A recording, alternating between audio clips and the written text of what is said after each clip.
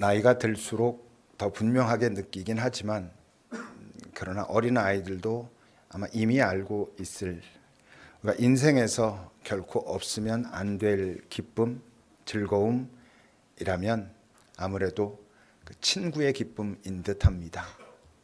좋은 친구를 가진 기쁨. 좋은 친구란 만나서 재미있게 노는 친구들도 있겠지만 아무래도 좋은 친구라고 한다면 인생을 함께 걸어갈 수 있는, 같은 것을 바라볼 줄 알고 같이 힘을 합칠 줄 알고 그렇게 걸어갈 수 있는 그런 친구가 우리의 인생에서 없으면 안 될 좋은 친구겠지요. 그런 점에서 나이가 같거나 비슷한 동년배여야 할 필요는 꼭 없어도 분명히 같은 가치관을 가진, 그리고 성향이나 이런 것들이 좀 다를 수는 있지만 그래도 서로 이렇게 연합할 수 있는, 맞아야 하는 그런 친구가 필요하다 싶습니다. 좋은 친구를 만나고 좋은 친구를 가졌을 때 갖게 되는 덤이랄까? 아니면 그 자체가 중요할 수도 있지만 좋은 친구와 함께 있으면 여러분 그런 마음이 들지 않습니까? 아, 나도 괜찮은 사람이구나. 나도 이 친구랑 이렇게 있으니까 서로 참 이 땅 살아가는데 저는 나에게, 나는 저에게 이렇게 서로 위로하고 격려하며 살아갈 수 있는 좋은 그런 사람이구나. 이런 자존감이라고 하죠. 그런 걸 경험하게 되는 듯합니다. 바울과 바나바는 왜 헤어졌냐 하면 적어도 그때는 가치관은 같았는데, 하나님의 나라를 향한 그들의 삶의 발걸음은 같았는데 이제 맞질 않았던 것이죠. 서로 잘 맞질 않으니까 헤어졌습니다. 어쩌면 이제 그런 것도 결국 본질적인 가치관은 아니지만 그것도 어떤 작은 가치관이라고 말할 수 있을 것 같아요. 예수를 믿는다 하면 다 가치관이 같은 것 같지만 예수를 믿는다고 하는, 영원의 생명을 품고 그 나라를 향하여 간다고 하는 큰 의미의 가치관은 같은 것 같지만 또 예수를 믿는다 하면서도 어떤 그 세부적인 가치관들은 다를 수도 있지요. 적어도 이때 바울과 바나바는 하나님의 나라를 향한 마음은 같았지만 이 당시에 바나바는 조금 더 사람에게 가치를 부여했다면 바울은 하나님 나라를 위한 일의 가치를 더 부여했던 것 아닙니까? 그래서 그때 그들은 갈라서게 됐었죠. 이제 그러다가 바울이 누구를 만났습니까? 디모데를 만났습니다. 여러분 한번 생각해 보세요. 디모데는 굳이 성향으로 말하면 바울과였을 것 같습니까? 바나바과였을 것 같습니까? 성경을 잘 찾아보면요, 디모데는 오히려 바나바과입니다. 바나바의 그런 좀 온유함 이런 걸 가진 사람이었습니다. 그러니까 이게 위치에 따라서도 다른 거죠. 바울과 바나바 같은 경우는 공동 리더십이었다면 디모데 같은 경우는 바울의 팔로워십이라고 할까? 리더십도 중요하지만 이 팔로워십도 중요한데 어떻게 생각해 보면 여러분 바울과 디모데가 똑같은 바울 같은 그런 성향이었다면 아마 이들도 언젠가는 부딪혔을지 모릅니다. 그냥 그런 거 보면 이 사람 관계를 어떻게 딱 이렇게 숫자처럼 규정하는 건 참 어려운 것 같아요. 비슷한 것 같은데도 어떤 사람은 잘 안 맞는 사람도 있고 전혀 다른 것 같은데도 참 잘 서로 연합하고 조화롭게 살아가고 그런 사람들도 있고 참 다양합니다. 좋은 친구와 인생을 같이 걸어갈 수 있다는 건 참 복된 일이고 감사한 일이고 기쁜 일이지요. 그런데 이제 문제는 뭐냐면 좋은 친구와 함께 걸어간다는 게 자신들이 꿈꾸고 생각한 대로 일이 잘 풀려간다는 것을 의미하지는 않습니다. 좋은 친구와 함께 걸으면 그 일들도 잘 풀려가면 얼마나 더 기쁘고 좋겠어요. 근데 안 그런 경우들이 참 많지 않습니까? 오늘 본문도 그렇게 시작됩니다. 6절은 이렇게 시작하지요. 성령이 아시아에서 말씀을 전하지 못하게 하셨다. 이건 이 뒤로 나오는 모든 얘기의 큰 주제라고 말할 수 있습니다. 성령이 아시아에서 말씀을 전하지 못하게 하셨는데 어떤 걸 보면 그러냐면 다음에 이런 여러 가지 상황을 보면서 우리가 아시아에서 더 이상 말씀을 전하는 것 너머에 무언가를 기대하고 계시는구나라는 걸 알게 됐다. 이런 이야기입니다. 그 앞에 15장 41절을 여러분 먼저 보실까요? 이 장면은 어떤 장면이죠? 바울과 바나바가 헤어지고 바울이 실라를 선택해가지고 이제 갔을 때 어디로 가냐 하면 수리아와 길리기아를 다니며 교회를 견고하게 했다 그랬고요. 6절 뒷부분부터 여러분 다시 보세요. 그러다가 그 다음엔 부르기아와 갈라디아 땅으로 갔고 그러다가 또 무시아 앞에도 이르렀고 거기서 비두니아로 가고자 애썼는데 예수의 영이 허락하지 않으셨으므로 무시아를 지나 드로아로 내려갔다. 이게 이제 성경 글자만 보고서는 잘 알 수 없어서 우리가 또 지도를 준비했습니다.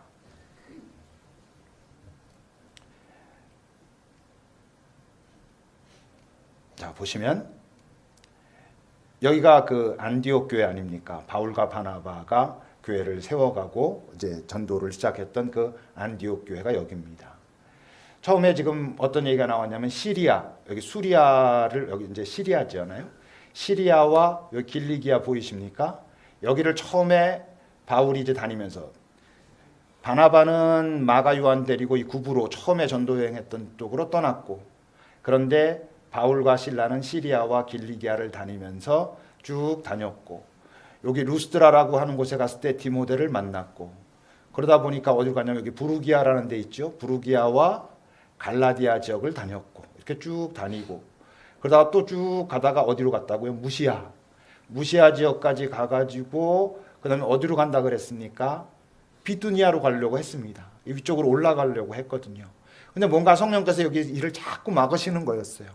자꾸 막아서 결국 이 무시아 지역에서 어디로 갔냐면 요 항구 도시 드로아라는 곳으로 내려갔다라고 말하고 있는 거고 이런 전체적인 상황을 보면서 이쪽이 중동이지 않습니까? 이쪽이 중동이고 이쪽이 아시아의 가장 서쪽 터키. 그러니까 이쪽에서 자꾸 이쪽으로 밀려가는 걸 보면서 이제 누가가 생각하기를 뭔가 이제 아시아 지역에서의 사역을 이젠 넘어서라고 하시는 것 같다 이런 생각을 가지면서 지금 드로아에 머물러 있었다라고 하는 것이죠. 이제 9절을 보면 그 드로아에 갔는데 어떻게 됐다고요? 밤에 환상이 바울에게 보였습니다. 어떤 환상? 마게도냐 사람 하나가 서서 그에게 청하여 이르되 마게도냐로 건너와서 우리를 도우라라고 하는 환상을 바울이 보게 된 거예요. 그냥 딸랑 환상 하나만 보고 그렇게 된 건 아닐 거 아니겠어요? 여러 가지 상황들이 지금 흘러가는 그런 것들을 이렇게 보다가 고민하고 멈춰서 주님께 묻고 이런 과정 속에 어느 날 밤에 그에게 환상이 오게 된 것이죠. 이 환상이라고 하는 단어가 호라마라고 하는 헬라어 단어인데 신약 성경에는 전부 11번 등장합니다. 근데 11번마다 전부 아주 결정적인 어떤 그 전환점의 순간에 이 단어가 등장하곤 하죠. 복음서에서는 딱 한 번만 등장하고요. 나머지 10번은 전부 사도행전이라고 하는 그 내용 자체가 좀 뭔가 좀 스펙타클한 내용 아닙니까? 그 자리에서 이 환상이란 단어가 등장합니다. 처음 등장하는 자리는 마태복음 17장 9절입니다. 같이 읽어보겠습니다. 시작.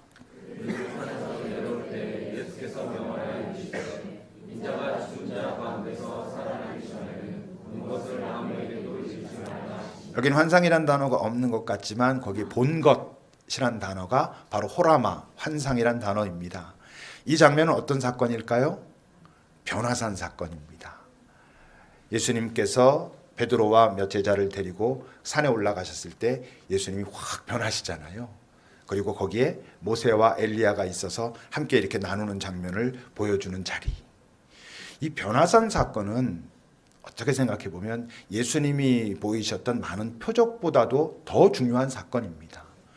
표적은 어떤 이적이라 하면 물론 특별한 표적들이긴 했지만 그 당시에 다른 어떤 마술사들도 보일 수 있는 어떤 부분들이 있었거든요. 근데 이 변화산 사건은 특히 이제 베드로 같은 사람에게는 굉장히 마음에 깊이 꽂히는 사건이어서 나중에 자기가 서신을 보낼 때도 이 사건은 꼭 기록하면서 내가 그때 그렇게 놀란 경험을 했었다라고 말하게 되는 그런 사건이죠. 정말 예수 이분이 어떤 분인가를 보여주는 표적보다도 더 명확한 어떤 그런 장면이었다라고 할 수 있지요. 사도행전에 가면 사도행전 9장 10절에서부터 12절 같이 읽어보겠습니다. 시작.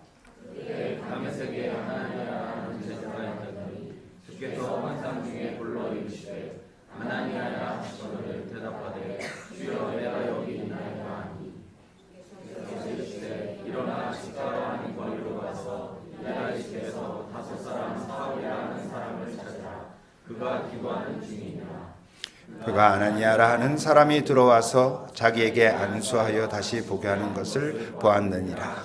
어떤 장면이죠? 바울의 회심 장면입니다. 이 바울의 회심은 실제로 매우 중요한 사건이잖아요. 그 전에 너무 그 유대교에 빠져서 그랬던 사람이 회심할 때 아나니아라고 하는 사람이 도저히 바울이라고 하는 사람도 그렇게 변할 수 없는 거야. 그런데 하나님께서 환상을 통해서 아나니아에게 아니야, 지금 이런 일이 벌어지고 있고 네가 가서 안수해서 그의 눈을 뜨게 해가지고 그렇게 해라 라고 말씀하시는 장면입니다. 또 나오는 장면은 10장 17절입니다. 함께 읽어봅시다. 시작. 베드로가 문과 환상이 무슨 뜻인지 속으로 의아해야 하더니 마침 고넬료가 보낸 사람들이 시몬의 집을 찾아 공부하게 해서. 이 장면은 무슨 장면이죠? 베드로가 그 보자기 환상 이렇게 내려오는 거 보고 내가 이 거룩하지 않은 거 안 먹었습니다. 그랬을 때 하나님이 내가 거룩하게 한 거 네가 거룩하지 않다라고 하지 말라 이렇게 말씀하시는 장면. 이 장면이 왜 중요해요? 이방인에게 복음을 전하게 되는 매우 중요한 사건이거든요. 그 전까지는 이방인들에게 복음을 전한다는 인식을 갖고 있지 못했는데 베드로가 이 장면을 보고 이방인들에게도 복음이 전해지는구나 라고 알게 되는 사건이었죠. 그리고 오늘 이 마케도니아 사건도 지금까지 그들의 세계관 속에서는 그쪽 아시아 지역에서 그렇게 복음을 전하는 것으로 알고 그렇게 하고 있었는데 지금 이 마케도니아로 넘어가는 사건은 드로아에서 본 환상은 뭘 의미해요? 유럽 쪽으로 복음이 전해지는 그런 사건이 시작되고 있음을 말합니다. 물론 바울에게 아주 개인적으로 깊은 자리에서 환상을 보이신 적도 있었습니다. 18장을 보세요. 이 장면은 바울이 고린도에서 여러 핍박과 압박 가운데 매우 힘들어하고 지쳐 있을 때 하나님께서 환상 중에 나타나서 말씀하신 것입니다. 밤에 주께서 환상 가운데 바울에게 말씀하시되 두려워하지 말라. 침묵하지 말고 계속 너는 복음을 전해라. 내가 너와 함께 있으면 어떤 사람도 너를 대적하여 해롭게 할 자가 없을 것이니 이는 이 성중에 내 백성이 많음이라 라고 환상 가운데 아주 명확하게 보여주셨습니다.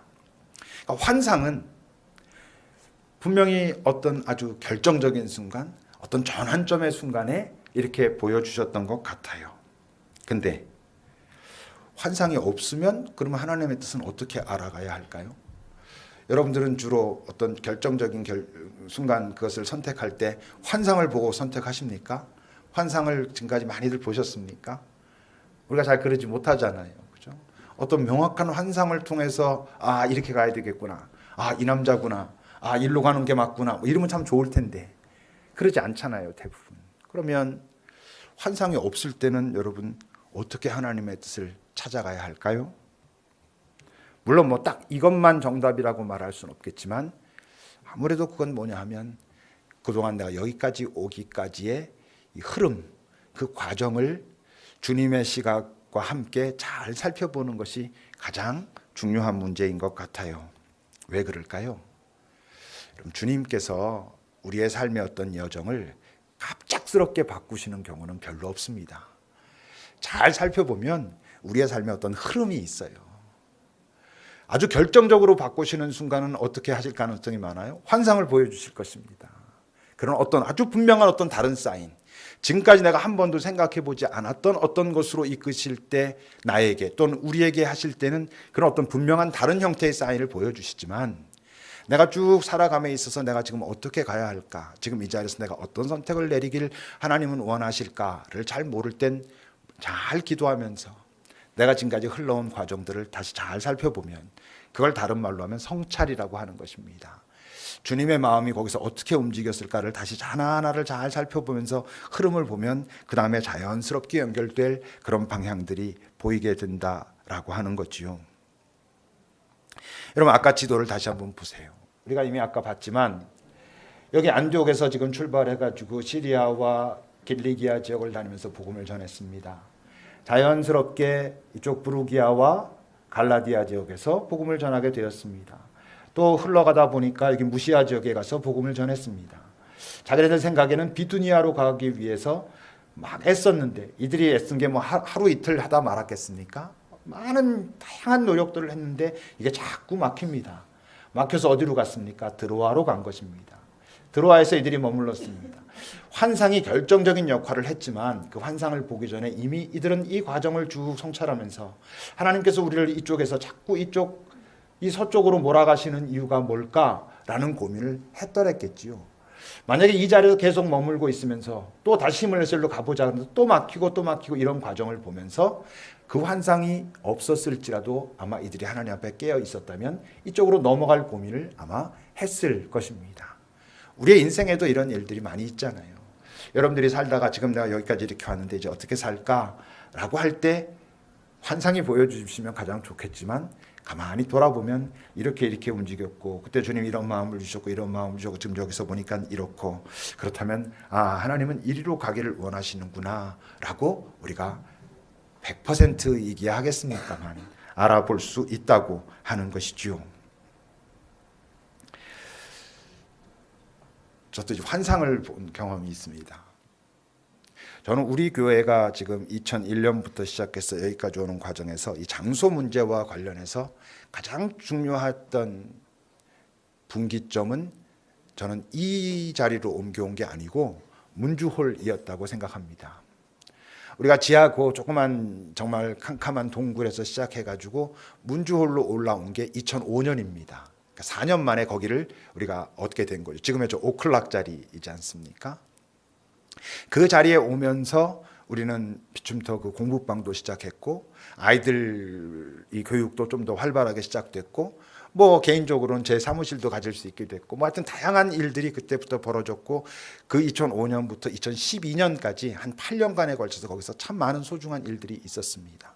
여기로 온 것도 참 고맙지만 저는 교회의 여러 지금까지의 과정을 보면 저 비춤터 공간, 저 문주홀 공간은 참 우리에게 중요한 시점이었다라고 생각하는데 그때 우리가 8월 달에 얻었고 10월 달에 입주했지만 이미 3월 달에 우리가 이 장소가 여기만 갖고는 안 되는데 그래서 고민하고 기도하다가 어떤 것이 나오기도 전에 우리가 작지만 우리가 할 수 있는 최선을 다해 가지고 우리가 좀 장소 이전하기 위한 그 헌금을 좀 하자 하고 있더랬습니다.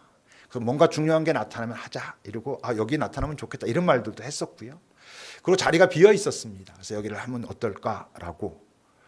그러면서 제가 그때 그 수도원에 들어가 있었어요. 수도원에 5박 6일 들어가 있겠다고 가서 기도하고 있는데 아마 제가 언젠가 여러분들에게 말씀하시는 분들도 있겠지만 기도하고 있는데 한 수요일쯤 아마 됐던 것 같아요. 자꾸 제 마음속에서 우리가 나중에 문주홀이었죠. 저 공간을 자꾸만 떠오르게 하시면서 성령께서 저를 자꾸 빨리 떠나라, 빨리 나가라고, 거기로 빨리 가라고 이런 마음인 건 거예요. 그런데 들어가 있을수록 항상 경계하는 게 이 조급함을 경계하는 거잖아요. 그래서 내가 지금 되게 그것 때문에 마음이 급한가 보다라고 버팅기려고 굉장히 그랬는데도 계속 밀어냈어요. 그래서 제가 그 다음날 거기서 이상 버티지 못하고 짐 싸갖고 내려왔습니다. 내려와가지고 저 사장님 그 사무실로 갔죠. 그래서 사장님 우리가 여기 얻고 싶습니다라고 말을 하는데 그 사장님이 깜짝 놀라면서 몇 시간 전에 여기를 계약하겠다고 어떤 사람들이 왔다는 거예요. 왔는데 저 화장실 뭐 아마 그 식당 비슷한 걸 하려고 했던 것 같아요. 화장실 문제 때문에 조금 저 알아보겠노라고 갔다고 그래요. 제가 이 공간을 우리가 사용해야 되겠습니다. 그랬죠. 뭐 어떻게 보면 결국 남의 거 뺏은 것처럼 보일 수도 있지만 하여튼 그때 제 마음은 이 공간에 하나님께서 이 공간을 우리에게 허락하고 계시는구나가 너무나 명백했어요. 사장님도 흔쾌히 급입교회 여기 이렇게 있는데 여기 더 쓰겠다 그러면 당연히 급입교회 줘야지 이래가지고 우리가 그 문주홀로 들어갔죠. 그런 게 저의 경우는 어떤 환상 같은 거예요. 실제적으로 그 외에도 몇 번 있었지만 특히 이 사건은 참 제게 명확합니다. 환상이 없으면 예를 들면 제가 신학을 하기로 결정했을 때 어떤 환상이 있었던 건 아니었습니다. 갑자기 하나님이 확 나타나서 내가 너를 뭐 사역자로 부르노라 이랬으면 뭐 훨씬 쉬웠겠지만 그러진 않았거든요. 그런데 그 전체적인 어떤 흐름들을 보면서 제가 뭐 막 이렇게 살다가 학교 선생님들과 신우회를 하고 또 아이들 기도 모임을 만나게 되고 어떤 역할을 감당하고 또 주변에서 어떤 일들이 벌어지고 막상 또 학교 현장에서는 복음을 전하거나 그 친구들과 모이는 게 어려워지고 이제 막 이런 과정들을 돌아보면서 하나님께서 나를 이제 이 학교를 떠나라 하시는구나라는 게 자연스럽게 그렇게 결정이 됐었죠. 가까이는 여러분 우리가 지금 하려고 하는 이 흰카콘 어린이집 같은 것도 그런 거예요. 가만히 돌아보면 7, 8년 전에 처음 거기를 가게 되고 그렇게 관계를 맺고 이번 1월 달에 갔을 때 이런저런 일들을 경험하면서 그렇다면 하나님께서 이 과정을 통해서 뭘 원하시나 라고 이 흐름들을 살펴보면서 이 일을 우리가 감당하기를 원하시는구나 이렇게 이제 찾아가게 되는 거죠. 근데 이제 문제는 하나님의 뜻을 발견한다는 게 이제 하나님께서 다 하실 테니까 우리는 이제 보고만 있으면 된다 이런 거랑은 전혀 다른 거죠. 10절을 여러분 보셔요. 바울이 그 환상을 봤습니다. 그랬을 때 우리가 곧 마케도냐로 떠나기를 힘썼다. 여기 이 말씀 속에는 그 바울의 환상을 우리가 같이 기도하면서 다시 식별하는 과정이 있었다라는 말이 숨겨져 있습니다. 마케도니아로 떠나기를 힘썼는데 이는 하나님이 저 사람들에게 복음을 전하라고 우리를 부르신 줄로 인정했기 때문이었다. 인정했다는 게 뭐예요? 이게 하나님의 뜻이라고 우리가 인정했다 이런 뜻이잖아요. 그렇게 인정했다라고 하는 증거가 거기에 뭐로 나타납니까? 힘썼다 그러고 있어요. 이 힘썼다라는 게 여러분 다른 곳에서는 어떻게 나오냐면요. 마태복음 7장 7절을 보십시오. 구하라 그러면 너희에게 주실 것이요 찾으라 그러면 찾아낼 것이요 두드리라 그러면 열릴 것이다 할 때 저 찾으라라고 하는 단어가 이 똑같은 단어입니다. 그러니까 힘쓴다는 건 대충 뭐 좀 할 수 있는 대략 이렇게 하지가 아니라 정말 최선을 다해서 애쓰고 노력하는 것을 말하는 거예요. 13장을 보세요. 천국은 마치 좋은 진주를 구하는 장사와 같다. 이 구하는이 같은 단어예요. 근데 그게 어느 정도로 구하는 거냐면 값진 진주를 그렇게 찾아다니는데 그것을 찾았을 때 자기가 가진 모든 것을 다 팔아 그것을 찾을 만큼 가질 만큼 거기에 대한 그런 간절한 마음으로 찾고 있는 태도를 말하는 거예요. 그러니까 하나님께서 어떤 것을 우리에게 원하신다라고 해서 하나님이 뭐 다 원하시고 하나님의 뜻이니까 어떻게 저절로 되겠지는 없어요. 우리가 할 수 있는 최선을 다하면서 하나님과 동역하며 이 일을 해가는 것이죠. 그리고 그럴 때 하나님이 우리에게 잘하고 있다. 그거 맞아. 라고 지지하고 격려하시는 사인을 나중에라도 주십니다. 오늘 여러분 본문 11절, 12절을 좀 보세요. 앞에 그 뭐가 일이 잘 안 풀리는 것과 비교하면서 한번 잘 보십시오. 그렇게 결정하고는 우리가 드로아에서 배로 떠나 사모드라게로 직행하고 또 바로 이튿날에는 네아폴리로 가고 거기서 빌립보에 이르렀다. 뭔가 이 느낌은 뭘 말하냐면 앞에랑 어떤 대비가 되냐면 일이 쭈르륵 흘러가고 있는 것을 말하는 거죠. 이런 사인들을 통해서 하나님이 그래 너희들의 선택이 맞아. 내가 너희들과 함께 하고 싶었던 게 그거야. 이런 말씀을 주신다고 하는 거죠. 물론 절대적이라고 바라보면 안 됩니다. 조심하긴 해야죠. 요나 같은 경우는 도망가려고 그랬을 때 배 만나가지고 잘됐다 이랬었잖아요. 그건 아니었지만 그럼에도 불구하고 잘 살펴보면 우리가 하나님의 뜻을 찾고 그 뜻에 따라서 막 최선을 다해서 겸손하게 성실히 가고자 할 때 하나님은 맞아 잘하고 있다 이런 사인을 주십니다. 아까 말했던 제가 신학을 결정하고 실제로 제가 뭐 몇 번이나 말씀드렸지만 전 신학하기로 하고 공부하는 과정 속에서 하나님이 나를 부르신 게 맞구나 이런 마음은 있더랬습니다. 제가 그렇게 열심히 할 수가 없는 거예요. 제가 그렇게 해본 적이 없거든요. 책상 위에 앉아 있는데 너무너무나 이게 자연스럽고 내 안에 평화와 기쁨과 이런 게 있는 거예요. 그래서 쫙 가는데 신대원 최종 발표 바로 전날 제가 이태원 교회에 있을 때 나름대로 인정받던 집사였거든요. 안수 집사였었는데 이태원 제일교회 최연소 안수 집사였단 말이에요.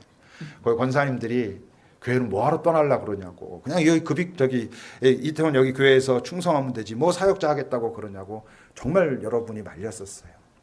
근데요 발표하기 딱 전날 그 가장 최선을 다해서 말리시던 권사님 나중에 그분도 이제 장로님 되셨는데 그분이 꿈에 탁 나타나서 웃으면서 제게 그랬어요. 야 내가 졌다 야 이렇게. 그게 뭐 여러분들에게 볼 때는 저 목사님 되게 주술적이네 이렇게 생각하실지 모르지만 저는 그때 결국 하나님이 이렇게 대답해 주시는구나. 그때 우리 이선자 권사 같은 경우는 다른 하나님의 말 바로 그날 하나님의 어떤 이사야의 말씀을 통해서 현아 아빠 될 것 같아 뭐 이제 이렇게 말했던 그런 기억이 있어요. 흰가곤 어린이집 같은 경우도 그래요. 우리가 그렇게 계획하고 이랬을 때 정말 우리가 모르는 낯선 부부가 오셔가지고 우리도 이 일에 동참하고 싶다고 그리고 기꺼이 우리가 처음에 예산했던 그 액수를 한 번에 내셨잖아요. 제가 그분들한테 그랬다니까요. 너무 고맙습니다. 이 돈도 참 소중하지만 지금 두 분의 이런 것을 보면서 저는 이 일을 하나님이 기뻐하시는구나. 우리가 이 일을 감당하라고 그렇게 말씀하시는구나라고 하는 그 사인을 제가 얻은 것 같아서 하나님의 어떤 격려와 도장 찍은 이런 느낌을 제가 경험해서 그것 때문에 훨씬 더 감사합니다. 이렇게 말씀드렸습니다. 하나님의 일은요, 내가 지금까지 살아오는 여정을 잘 살피고 이제 여기서 어떻게 해야 할까라고 고민될 때 잘 살피고 따라가다 보면 그 전에 미리 아주 명확하게 사인을 주시든 아니면 가는 길이 너 그 가는 길이 맞아, 좋아, 내가 너랑 그렇게 지금 함께 하고 있어 라는 사인을 주시든 틀림없이 그 하나님 우리에게 그 사인을 주십니다. 그래서 이제 어디로 갔습니까? 12절입니다. 빌립보에 이르렀을 때 거기는 마게도니아 지방의 첫 성이고 로마의 식민지였다. 그 성에서 수일을 유했다. 이 빌립보가 매우 큰 도시입니다. 큰 도시인데 유대인들은 별로 없는, 그래서 뒤에 보면 회당이 없기 때문에 안식일에 어디로 가서 기도하지 이런 고민을 하게 되는, 회당이 없는 이방인들로 이루어진 근데 매우 큰 도시였습니다. 많은 것들이 발달돼 있던 그런 도시에서 이들이 이제 낯설잖아요. 그러니까 수일 동안 쉬었다는 거예요. 그러면서 이제 이렇게 여러 가지 탐색도 하고 뭐 이랬겠죠. 그러다가 어떻게 됐다고? 13절을 보면 안식일이 됐을 때 어디 기도할 곳이 있을까 하고 이렇게 문 밖에 나가서 그러다가 여인들을 만나서 뭐 루디아를 만나서 어떻게 됐다. 이제 이런 얘기가 진행되고 있지요. 안식일의 본질이 무엇입니까? 안식일의 본질은 쉼입니다. 쉼인데 그 쉼이 그냥 이렇게 널브러져서 쉬는 쉼이 아니고 하나님 안에서의 쉼이 안식일의 본질입니다. 우리 인간에게 필요한 쉼은 크게 두 종류가 있다고 말할 수 있습니다. 하나는 우리의 육신의 쉼. 이것도 굉장히 중요한 거죠. 육신을 함부로 그냥 피곤하게 방치하면 우리의 영혼도 다운되고 이럴 수 있습니다. 육신의 쉼은 매우 중요합니다. 그리고 당연히 어떤 쉼? 우리의 영혼의 쉼이 필요합니다. 이 두 개의 쉼이 다 중요한데 근데 분명한 게 있어요. 육신의 쉼이 분명히, 우리 육체의 쉼이 분명히 중요한데 그럼에도 불구하고 우리 육체의 쉼이 우리의 영혼을 위로할 수도 있지만 하지 못할 수도 있어요.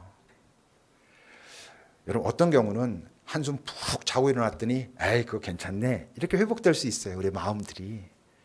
근데 그러지 않은 경우도 이 땅에는 많이 있잖아요. 뭐 4월입니다. 뭐 세월호 유족들이 그 막 그런 현장에 있을 때 육신이 막 피곤하고 힘들고 잠도 못 자고 며칠을 그러다가 푹 며칠 동안 정말 정신 못 차리고 깨워도 뭐 정신 못 차리게 그렇게 깼기 때문에 이제 내 마음도 위로가 되고 내 영혼도 위로가 되네 이럴 수는 없잖아요.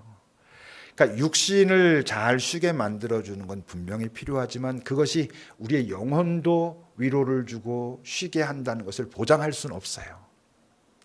근데 영혼의 쉼은 우리 육체를 위로합니다. 영혼이 쉬니까 육체도 저절로 힘이 나 이런다는 의미에서가 아니고 성경은 우리에게 그렇게 말하죠. 하나님이 당신이 사랑하는 자에게 잠을 주신다 이런 이야기를 하지 않습니까? 그 말은 이런 거랑 다 있어요. 우리의 영혼이 잘 하나님 안에서 쉬었을 때 내 몸은 지금 여전히 피곤하고 어렵지만 그러나 그게 나를 훼손시키지 않는, 내가 정말 내 영혼이 하나님 안에서 풍성하면 내 육신이 연약할 때에도 잘 또 살아갈 수 있는, 그리고 잠을 자더라도 짧은 시간의 쉼을 통해서도 그 육신이 회복되는 이런 경험을 우리가 하게 되지요. 하나님 안에서 쉬라 하실 때 그 안식의 본질은 미래를 향한 것입니다. 여러분 인간이 여섯째 날 창조되었습니다. 그렇죠? 그리고 인간이 창조되고 난 후에 제일 처음에 한 것이 무엇입니까? 안식입니다. 여섯째 날 창조되고 하나님께서 여섯째 날까지 그렇게 일하시고 일곱째 날 쉬시면서 너도 나의 쉼에 동참하라 그랬습니다. 그러니까 하나님 안에서의 쉰다는 것은 물론 우리가 이 땅에서 열심히 나름대로 살고 지치고 힘든 마음으로 와서 주님 안에서 쉰다는 의미가 있지만 본질적으로 우리가 살아있다면, 그래서 살아가야 한다면 그 살아가야 할 방향에 관련된 쉼인 것입니다.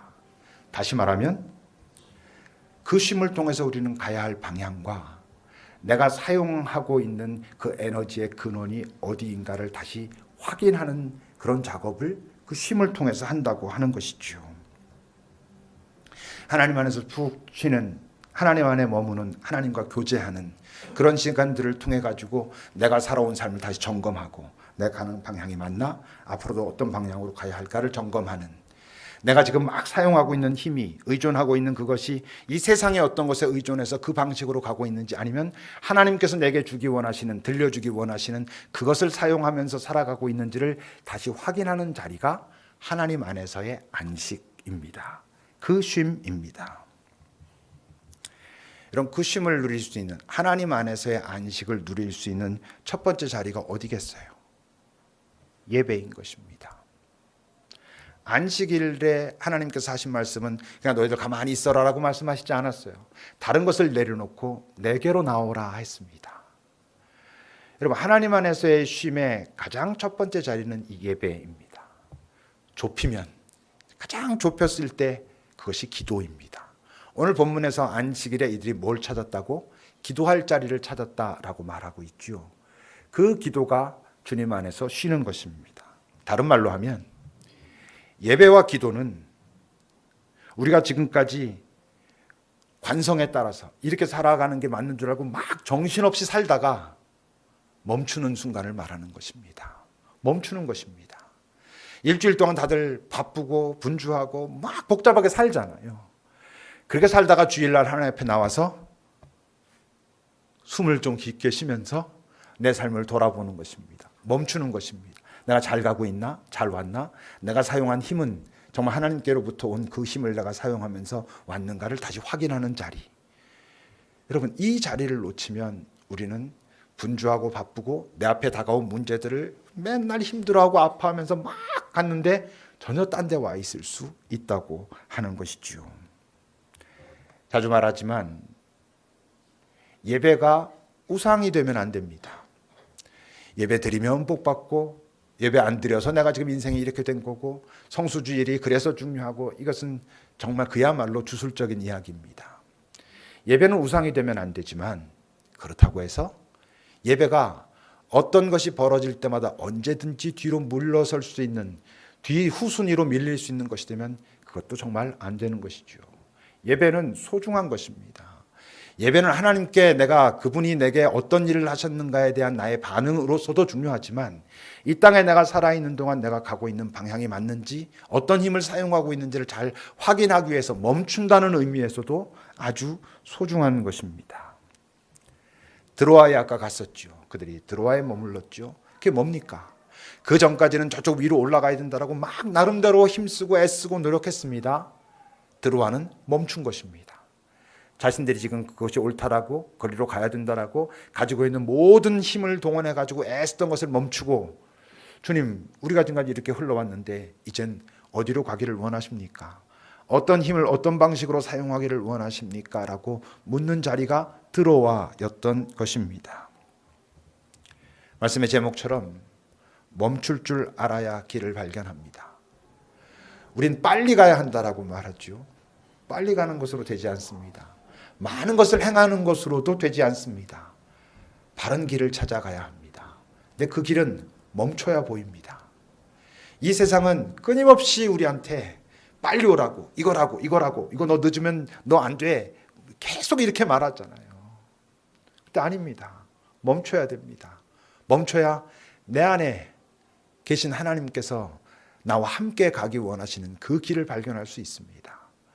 예배를 소중히 여겨야 이 예배를 통하여 우리에게, 나에게 말씀하시는 그분의 음성을 들을 수 있습니다. 이 멈춤이 없이 우리는 이 혼란한 세상에서, 이 많은 유혹으로 가득 찬 세상에서 바른 길을 찾아갈 수 없습니다. 우리는 이 복잡한 세상에 익숙해져 있고, 그래서 이 안에서 내게 말씀하시는 그분의 음성을 듣는데 무디어져 있기 때문에 멈춰야 됩니다. 멈추셔야 됩니다. 그래야 길이 보입니다. 기도합시다.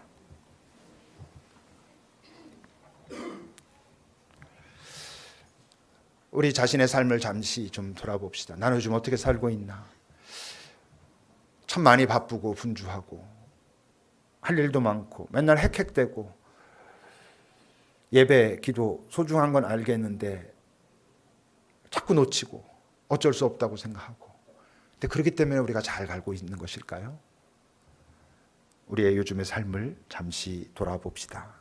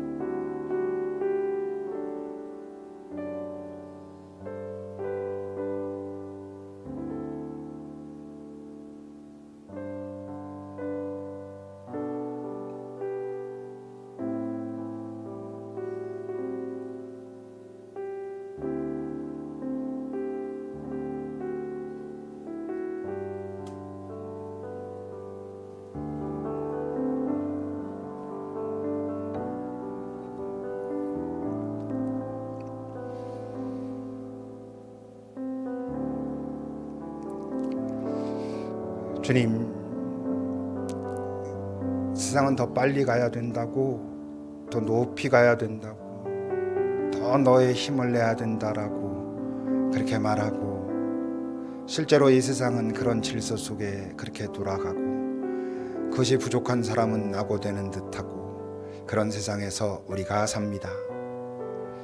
그런데 정말 우리가 하나님을 믿는 자라면, 하나님이 영혼의 생명의 존재이고 나를 사랑하시며 내가 누구인지 나보다 더 잘 아시는 분이라면 그분께 나의 귀를 기울여야 함을, 그러기 위해선 이 복잡하고 분주한 세상에서 잠시 멈춰 서야 함을, 멈춰 서면 나랑 비슷하게 가던 친구들이 저 앞으로 달려가는 것 같아 초조할 순간들이 있겠지만 그래도 버텨야 함을, 그래서 들어야 함을, 그리고 다시 방향을 확인해야 함을, 그리고 주께서 허락하시는 힘이 무엇인지 확인해야 함을, 그렇게 사는 인생은 결코 늦는 법이 없음을, 결코 내 인생을 다 살아내지 못하는 법이 없음을 우리가 믿게 하소서.